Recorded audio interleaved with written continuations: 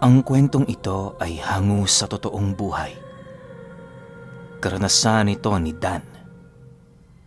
Taong 1994, Suminot, Zamboanga del Sur.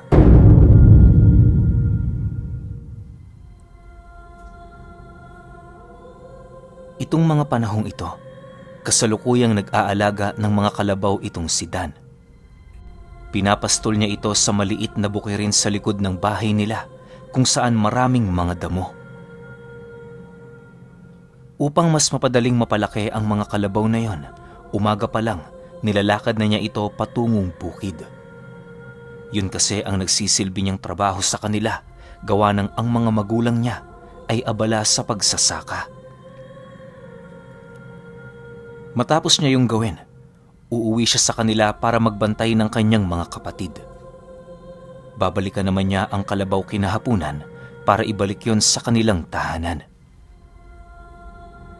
Kung hindi niya pala na itatanong, itong si Dan ang panganay sa kanila. Bale, 4 silang magkakapatid, 2 roon ay mga babae.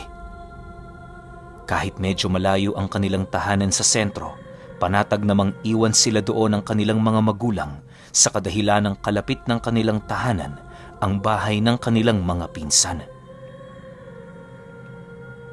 Kapag nagkataon nga noong wala silang makain, kusa sila nitong binibigyan. Hindi naman nila pinag-iisipan ng masama ang mga taong yon, lalo pat alam nilang manggagamot ang mga ito. Sa pagtungtong ng buwan ng Hulyo, naging madalas naman ang pag-ulan sa lugar nila Dan. Dahil sa ganoong sitwasyon, kung kaya't aminado ang kanyang mga magulang na labis silang nahihirapan sa kanilang trabaho. Masyado kasing madulas ang daan patungo sa kanilang pinagsasakahan. Isang pangunahing kalbaryo ng mga katulad nilang manggagawang ang trabaho ay nasa bundok. Upang maging maayos ang lahat, itinuon ng kanyang mga magulang ang pag-aasikaso ng mga gawain sa kanilang tahanan. Hindi naman nababahala ang mga ito para sa kanilang bigas at iba pang pangangailangan, gawa ng nakapag-imbak sila bago pa man sumapit ang ulan.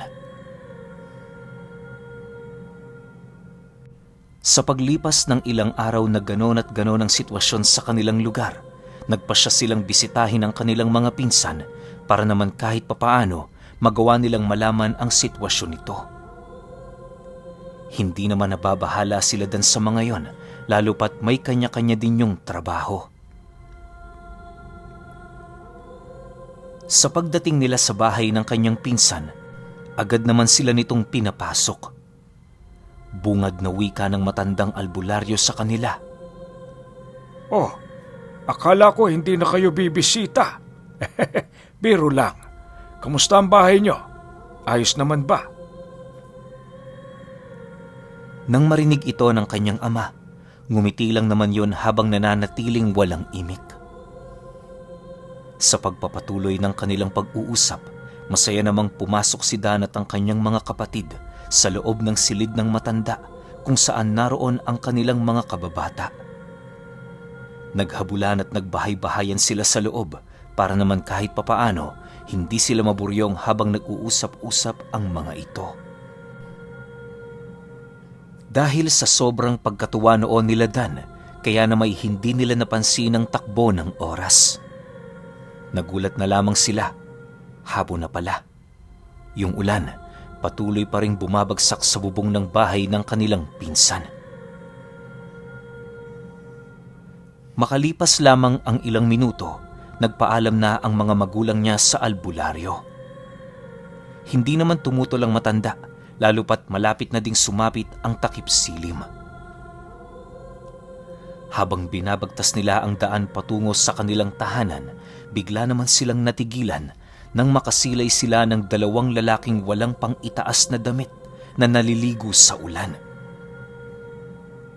Bagaman hindi ito pumapasok sa kanilang bakuran, kitang-kita nila itong animoy may ginagawang kakaiba sa kakahuyan. Dahil sa pangyayaring yon, hindi naman nag-alangan ang kanyang ama na tumungo sa lugar na kinaroroonan ng dalawa. Para may kasama ito, naglakas loob na ding sumama si Dan alinsunod sa utos ng kanilang ilaw ng tahanan. Maya-maya pa, nang ilang dipa na lamang ang layo nila sa dalawang lalaki, bahagya naman silang natigilan nang masipat nila ang nagliliwanag na mga mata nito. Sa hindi inaasahang kaganapan, nasipat niya ang kanyang amang kumuha ng tipak ng kahoy, sabay wika ng, "Umalis kayo rito! Hahampasin ko kayo! Subukan niyong lumapit!"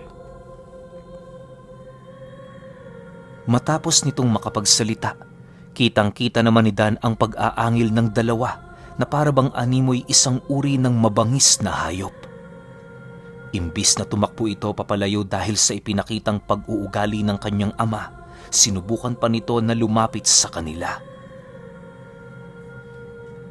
Habang pinagmamasdan niya ang dalawang panauhin, hindi niya mawari pero nakakaramdam na siya ng takot at kaba sa kanyang dibdib.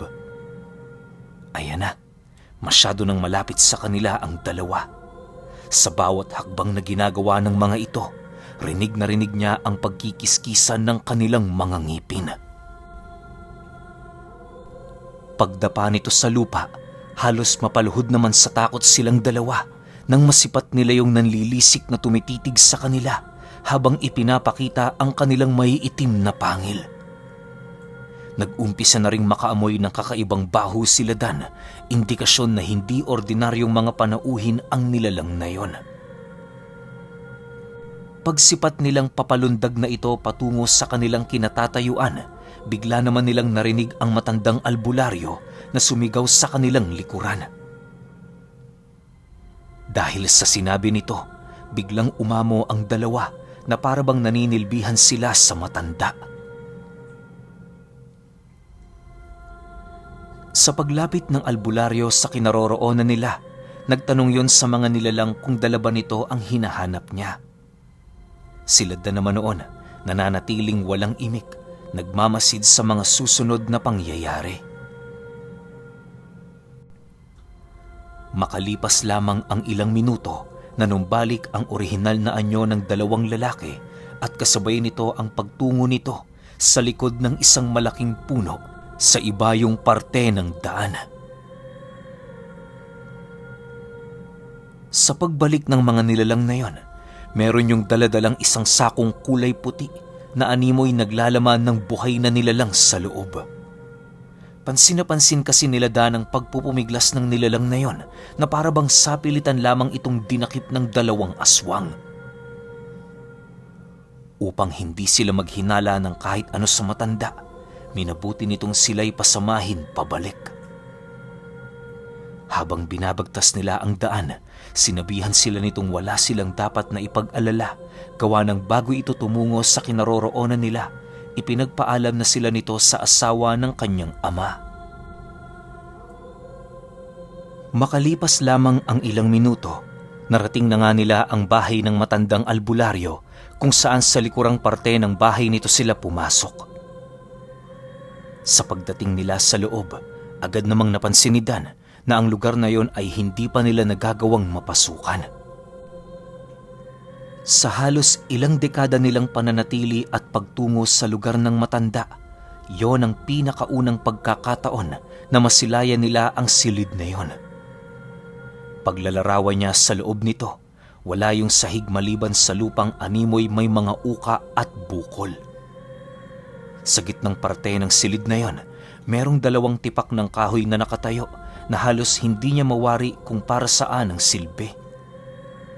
Subalit, sa paglagpas nila sa dalawang tipak ng kahoy, laking gulat na lamang nila nang bigla silang madapo sa isang kakaibang lugar.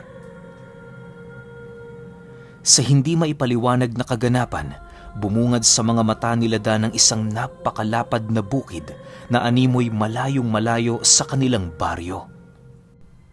Sa lugar na yon hindi umuulan, ni hindi sumasapit ang gabi. Pagsilay nila sa dalawang panauhing kasama nila, nasipat nila yung may malalapad na mga pakpak na halos maihahalin tulad mo sa pakpak ng mga paniki. Hindi na rin mamukhaan ang kanilang mga wangis sa kadahilanang napupuno sila ng kulukulubot sa balat. Pabilog na din ang korte ng kanilang mga bunganga na merong mga pangil na nakausli. Hindi rin pangkaraniwan ang dila ng mga nilalang na yon, gawa ng ilang pulgada din ang haba nito. Sa pagpapatuloy ng kanilang pagmamasid, doon inilahad ng albularyo kung ano ang dalawang panauhing kanilang nasilayan. Ayon sa matanda, ang dalawang nilalang na yon ay totoong mga aswang. Subalit wala silang dapat ipag-alala sa mga ito, gawa ng ang mga wisyo ng nilalang na yon ay nasa ilalim ng kanyang kontrol. Nagbabago lamang ito sa tuwing pinapalakad niya ito para manghuli ng kanilang mga kauri. Dagdag pa ng matanda na ang lugar na kanilang napuntahan ay ang nag-iisa nitong dimensyon kung saan doon nagaganap ang pagpaparusa sa mga nilalang. Naniniwala din kasi ang albularyo na sa ibang mundo, hindi na sila matutunton ng mga kalahi ng aswang na kanilang nadakip. Sa pagpapatuloy ng kanilang pag-uusap, doon nila napag-alaman na kaya lang naman pala ito ginagawa ng albularyo dahil may malalim itong galit laban sa uri ng mga aswang. Hindi niya rin tinuturing na kaibigan ang mga nilalang na kanyang inuutusan sa kadahilan ng mga alipin ang turing niya dito. Kaya niya yung patayin at palitan kung yon ay naaayon sa kanyang pagnanais. Mariinding inilahad ng albularyo sa kanila na sa pamamagitan ng kanyang mutyang kayang magkontrol sa mga wisyo ng nilalang, magagawa niyang maisakatuparan ang kanyang may itim na balak na magbibigay ng kaginhawaan sa mga ordinaryong taong naninirahan sa kanilang lugar.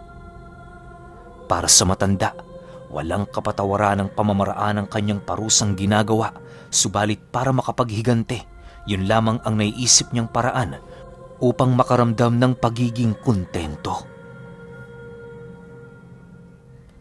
Matapos siyang mailahad sa kanila, halos hindi naman makapaniwala ang ama ni Dan sa mga bagay na kanilang narinig. Naging imposible para dito na paniwalaan ang lugar na kanilang napuntahan, gawa ng ang buong akala nito, tanging ang mundo ng mga tao ang nag-iisang mundong nag-iiral. Sa paghawak ng matanda sa balikat ng kanyang ama, nakangiti naman yung nagwika sa kanya ng, Makinig ka. Sa mundong ito, lugi ka pag masyado kang nagpaparaya. Minsan hindi masama kung mas magiging halang ang iyong kaluluwa sa mga nilalang na nagbigay sa iyo ng pahirap at masalimuot na nakaraan. Huwag mo sanang husgahan ang ginagawa kong ito, kaibigan, sapagkat hindi mo rin alam ang mga bagay na aking pinagdaanan. Nang marinig naman yon ng ama ni Dan, tumangulang naman ito habang nananatiling tulala. Makalipas pa ang ilang minuto, doon na nagpasya ang matanda na buksan ang nilalaman ng sako. Pagpunit nito sa sakong yon, tumambad sa kanila ang isang nilalang na merong napakabahong katawan. Nanlilisik ang mga mata nitong nakatitig sa kanila habang buong lakas siyang kumakawala. Ngunit paglapat ng albularyo ng kanyang kamay sa dibdib nito, bigla namang kumalma ang nilalang na yon na parabang merong pumipigil doong gumawa ng mga bagay na naaayon sa kanyang isipan. Kahit nga daliri ng nilalang, hindi nito nagagawang magalaw. Habang pinagmamasdan yon nila Dan, laking gulat na lamang nila nang biglang bumunot ng kutsilyo ang matanda. Una nitong ginawa, inundaya ng saksak ang aswang sa tagiliran nito. Sa ilang beses nitong pagsaksak sa nilalang na yon, halos hindi nila maiwasang mabahala, gawa ng pakiramdam nila, sanay na ang matanda sa ganoong gawain. Maya-maya pa, nang medyo kumalat na ang dugo ng nilalang sa paligid, doon pa lamang nagpasya ang albularyo na tumigil. Inakala din nilang tatantanan na nito ang nilalang, pero matapos nitong mabitawan ang hawak nitong kutsilyo, mabilisan naman itong binunot ang buntot paging nakapulupot sa loob ng kanyang pang-itaas na damit. Nang iwasiwas yun ng matanda sa lupa, agad naman itong hinataw ng hinataw ang nilalang hanggang sa dumating ang puntong wala na itong magawa kundi ang mangisay. Panay na din ang pagtirik ng mata nito na parabang malapit na yung bawian ng buhay. Lumipas pa ang ilang minuto, dahan-dahan ang naagnas ang katawan ng aswang. Nang mapansin yon ng albularyo, doon pa lamang ito tuluyang tumigil, sabay utos sa kanyang mga alipin na ilibing na ang bangkay. Maya-maya pa, nang maisakatuparan na ng mga nilalang ang utos niya, nagbigay abiso na yun sa kanila na babalik na sila sa mundo ng mga tao. Agad namang sumunod doon si Dan at ang kanyang ama para naman kahit papaano masigurong hindi sila maiiwan at makukulong sa lugar na yon. Sa pagbalik nila sa lugar na kanilang nilagusan, kisap mata lang ang naging pagitan nang bigla nilang masipat ang unti-unting pagdilim ng paligid. Sa muling pagsilay nila sa lugar na kanilang kinaroroonan, bumungad sa kanila ang madilim at makipot nitong silid. Nag-umpisa na din silang makarinig ng patak ng ulan, indikasyon na matagumpay na silang nakabalik sa lugar na kanilang pinanggalingan. Lumipas pa ang ilang araw, tila bang palagi nang natutulala itong si Dan. Kapag umaga, may mga pagkakataong ayaw na niyang lumabas ng tahanan nila sa takot na muli na naman siyang makasilay ng mga aswang. Ilang beses na din siyang tinanong ng kanyang ina ukol sa mga bagay na nangyayari sa kanya, subalit alinsunod sa utos ng kanilang padre de pamilya, pinili niya doong maglihim. Inakala ni Dan na yon ang pinakamagandang ideya na kanyang gagawin, subalit nagkamali siya. Dahil sa pagsapit ng araw ng Biyernes noong linggong yon, naganap ang isang kaganapang habang buhay na tumatak sa kanilang memorya. Sa pagtungtong ng gabi noong Biyernes, matapos nilang kumain, pinili nilang magpahinga. Medyo nakakaluwag na kasi noon ang mga magulang niya, lalo pat unti-unti nang tumitila ang ulan. Habang mahimbing na natutulog itong si Dan, bigla naman siyang napabalikwas sa kanyang hinihigaan nang makarinig siya ng malalakas na kaluskos sa dingding nilang gawa sa kawayan. Noong una, inakala niyang mga alagang baboy lamang nila ang gumagawa ng ingay, subalit habang patagal ng patagal, unti-unti niyang napagtanto na imposible yung maging isang ordinaryong hayop. Dala ng kanyang kuryosidad, dahan-dahan niyang hinawi ang kurtina ng dingding na siyang naging sanhi upang malaya niyang masilayan ang labas ng kanilang tahanan. Pagsipat niya sa kanilang bakuran, bumungad sa kanyang mga mata ang tatlong lalaking nagkukumahog na butasin ang parte ng dingding ng bahay nila. Habang pinagmamasdan niya ang mga ito, doon niya napansin ang mga mata nitong namumula. Dahil sa labis na takot at pagkabahala noon ni Dan, hindi na siya nag-alinlangan pang gisingin ang kanyang mga magulang. Matapos mapag-alaman ng kanyang ama ang nangyayari sa labas, hindi na ito nag-alangan pang kumuha ng kanilang talibong. Mabilisan din yung lumabas ng kanilang tahanan upang pagtatagain ng mga nilalang na yon. Bago ito tuluyang makalabas ng pinto, kabilin-bilinan nito sa kanya na bantayan ng kanyang ina at mga kapatid. Bagaman na isumama ni Dan noon sa kanyang ama, hindi siya nito pinahintulutan dahil mapanganib ang gagawin nitong hakbang para maprotektahan ang kanilang pamilya. Sa pagsarado niya ng pinto, dali-dali naman siyang bumalik sa siwang ng kanyang silid para magmasid. Habang umiikot ang kanyang paningin sa labas, taimtim siyang nagdasal na sana gising pa ang matandang albularyo sa bahay nito. Mahirap mang sabihin pero naniniwala si Dan na sa puntong yon, tanging ang matandang yun na lang ang kanilang pag-asa para mailigtas ang kanyang ama. Makalipas pa ang kalahating oras, halos pinagkukumpulan na ng mga aswang ang kanilang padre de pamilya. Napakarami na din itong tinamong pinsala sa katawan pero hindi pa rin yun sumusuko. Sa pagpapatuloy ng pakikipaglaban nito, bigla naman yung napasigaw ng napakalakas nang maramdaman nito ang pag-unday ng aswang sa kanyang tagiliran gamit-gamit ang matatalas nitong kuko. Dinila-dilaan din ng nilalang na yun ang sugat na natamo ng kanyang ama habang patuloy yung tumatawa. Sa pagbagsak ng kanyang ama sa lupa, dahan-dahan na yung hinila ng aswang papalayo sa bahay nila. Nang masipat ito ni Dan, sinubukan niya pa noong lumabas ng kanilang tahanan para tumulong. Subalit pinigilan siya ng kanyang ina. Inilahad nito sa kanya na kung lalabas siya, magiging isa lamang siyang hadlang sa kanilang padre de pamilya upang magawa nitong tumakas sa mga kamay ng nilalang. Matapos naman niyang marinig ang sinabi nito, wala na siyang nagawa kundi ang isigaw ng isigaw ang pangalan ng matandang albularyo. Sa muling pagsilay niya sa siwang ng kanilang tahanan, nasipat niya ang mga aswang na animoy natigilan sa pag-usad papalayo.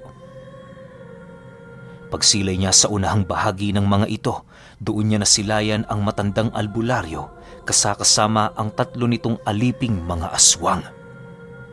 Sa puntong yon, nag-aangil na ang mga nilalang na dumukot sa kanyang ama na parabang nakakaramdam na yon ng takot at labis na pagkabahala. Upang mailayo sa tiyak na panganib ang kanilang haligi ng tahanan, hindi na nag-alangang lumabas itong si Dan. Kampante siyang kaharapin ng mga nilalang na yon, lalo pat alam niya sa kanyang sarili na tutulong sa kanila ang matandang albularyo anuman ang mangyari. Lumipas pa ang ilang minuto, kasalukuyan na siyang tumatakbo patungo sa kinaroroonan ng kanyang ama. Animoy habang binabagtas niya noon ng daan, hindi siya nakakaramdam ng anumang kaba gawa ng sa isip-isip niya. Kapag pinanghinaan siya, maaaring yon ang maging sanhi ng pagkamatay ng kanyang ama. Sa pagdating niya sa kinaroroonan ng mga aswang, buong lakas naman niyang pinagbababato ang mga ito hanggang sa marating na niya ang lugar na kinaroroonan ng kanilang padre de pamilya. Kahit alam niyang hindi niya yun kayang hilahing mag-isa, pinilit niya ang kanyang sarili upang yon ay mailayo sa tiyak na panganib. Habang ginagawa ito ni Dan, nakapagtatakang hindi siya nilalapitan ng mga aswang. Ang mga nilalang na dumukot noon sa kanyang ama, nananatiling nakatayo lamang sa harapan ng matanda. Animoy, nababahala yung lumingon sa kanya na parabang malingat lamang sila sa kinaroroonan ng albularyo, maaaring yun na ang magiging katapusan ng kanilang mga buhay. Sa pag-umpisa ng digmaan ng magkabilang panig, panay naman ang pagsigaw ni Dan habang pilit na hinihila papalayo ang walang malay na katawan ng kanyang ama. Akala niya hindi na niya yun maisasalba pero maya-maya pa, laking gulat na lamang niya nang masipat niya ang kanyang inang umiiyak habang tumatakbo papalapit sa kinaroroonan nila. Kahit nanginginig ang buong katawan nito, pinilit nitong tumulong alang-alang sa kanyang asawa. Makalipas pa ang ilang minuto, matagumpay naman nila yung nailayo sa mga aswang. Sa pagsilay nila sa kinaroroonan ng matandang albularyo, kitang-kita nilang dalawa ang pangingibabaw ng grupo nito sa digmaan. Halos inabot lang ng 10 minuto ang naganap na labanang yon bago tuluyang nagapi ng matanda ang mga aswang. Sa pagbalik ng katahimikan sa paligid, masaya naman yung lumapit sa kanila habang nananatiling walang imik. Ang 3 nitong aliping aswang na nagtamo ng malubhang pinsala sa katawan, walang pag-aalangan niya yung inutusan na patayin ang kanilang mga sarili. Nang dumating na sa puntong ang albularyo na lamang ang natira, dali-dali naman itong nilapitan ng kanyang ama para lapatan ng paunang gamot. Inabisuhan din ito sila Dan na huwag ikalat ang mga nangyari noong gabi upang hindi magkagulo sa kanilang baryo. Sa paglipas pa ng mga araw, kahit papaano naging maayos naman ang kalagayan ng kanilang ama. Nagtamo lang ito ng malalalim na sugat sa katawan pero hindi naman yun gaanong delikado. Magmula noong nangyari ang insidenteng yun, naging bukas na sa kanila ang matanda sa anumang sikreto na tinatago nito. Ayon kay Dan, walang gabi noong hindi niya nasisilayan ang albularyo na may pinapatay na aswang sa kanilang lugar. Kaya lang naman niya yun nasisipat dahil hindi nito pinapaslang ang kanyang biktima nang hindi sa lugar na napuntahan nila. Magpahanggang sa ngayon, bitbit pa rin ni Dan ang mga alaala tungkol sa isang albularyo na may isang uri ng kakayahan para gawin ng isang aswang na alipin.